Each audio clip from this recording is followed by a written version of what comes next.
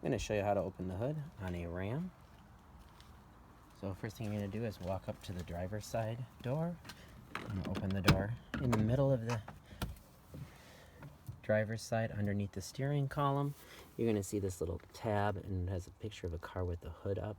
We're going to pull that towards you. You're going to pop in the front.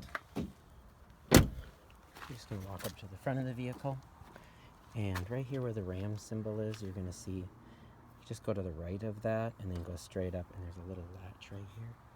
You can see it right there. We're going to slide that to the left, and then we're going to lift up, and then the hydraulics will just lift that up. Here's that latch to open, slide it, and lift up. Now to close, you're just going to reach up there and you're going to pull this down, and you're going to hear that right there, that latch, the safety latch, and then you're just going to push down until you hear a click, and that's how you open and close the hood on a Ram vehicle. Hopefully this helps, and as always, thanks for watching. Please like and subscribe.